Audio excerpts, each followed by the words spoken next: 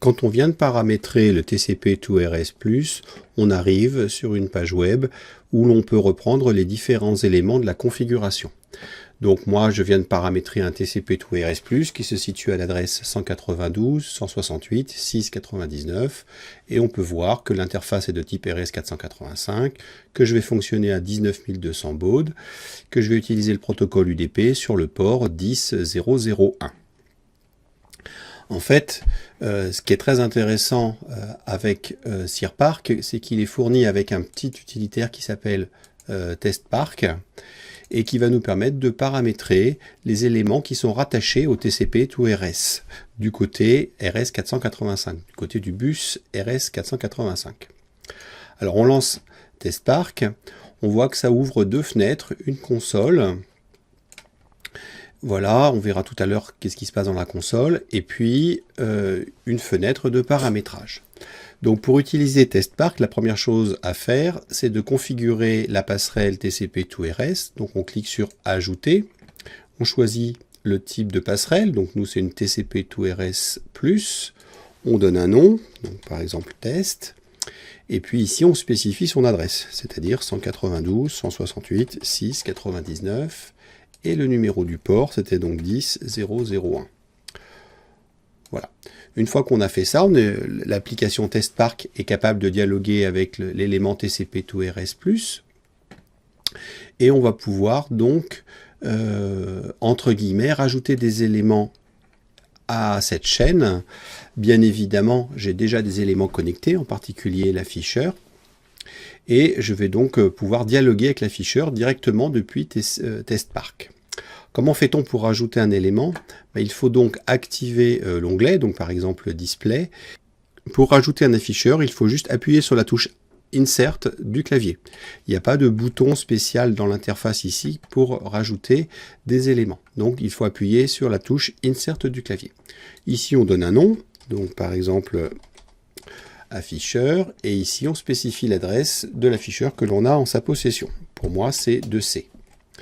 Je clique sur accepter, et donc là, en fait, quand je vais cocher la case afficheur, un dialogue va s'établir entre TestPark et l'afficheur. On a dans la console ici les communications qui ont eu lieu entre le TestPark et la réponse fournie par l'afficheur. Alors, ce qui est intéressant avec cette application, c'est que j'ai des boutons en bas ici qui vont me permettre de pouvoir paramétrer finement mon élément. Par exemple, il y a des choses que l'on ne peut pas faire depuis l'éditeur SIRPark, SIRControl, là. Il y a un élément qu'on ne peut pas faire, c'est par exemple placer la flèche à droite ou à gauche. Mais on peut le faire directement depuis TestPark. Alors comment est-ce qu'on fait ça? Alors déjà je vais afficher une petite valeur dans mon afficheur. Donc je vais mettre par exemple, je vais dire que j'ai 15 véhicules. Voilà, et on voit donc que sur mon afficheur apparaît la valeur 15. Maintenant, si je veux configurer la flèche de l'autre côté, on voit que je clique donc sur configurer, et j'ai une petite fenêtre ici qui apparaît et qui va me permettre de paramétrer finement mon afficheur. Donc par exemple, si je veux la flèche de l'autre côté, donc là actuellement le X représente le côté où se situe la flèche, à gauche, puis la valeur numérique. Moi je veux d'abord la valeur numérique et avoir la flèche à droite. Et en plus je veux que cette flèche soit animée. Donc je clique sur accepter, et là on voit que ça a modifié le fonctionnement de l'afficheur, c'est-à-dire que maintenant je vois effectivement la flèche qui clignote, mais au lieu de 15 j'ai 510. En fait, la flèche, elle n'est implémentée que d'un seul côté, et si je veux retrouver mon 15, je n'ai qu'à prendre mon afficheur et le retourner.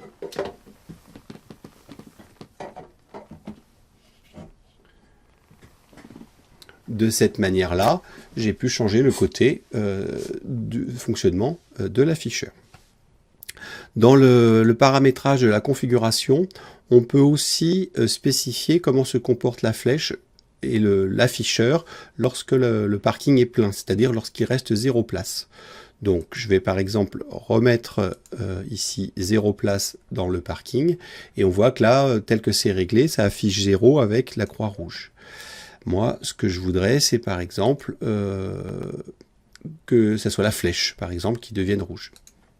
Voilà, et donc ça affiche 0 avec la flèche. Alors on a plusieurs autres options. Par exemple, on peut simplement marquer full. Et puis, donc l'afficheur change d'aspect et donc nous marque full lorsque c'est plein. Alors, qu'est-ce qu'on peut faire d'autre?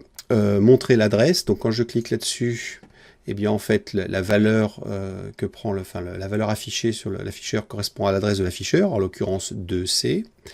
Je peux aussi paramétrer l'éclairage, l'intensité de la lumière. Donc là, je suis au maximum à 250. Alors, c'est pas des pourcents, hein, mais je pense que c'est des valeurs numériques là, sur un octet. Donc, si je mets par exemple 25, on voit que l'intensité lumineuse de l'afficheur s'est réduite. Je vais repasser à 250. Voilà. Et on a comme ça le paramétrage complet et relativement fin de l'afficheur.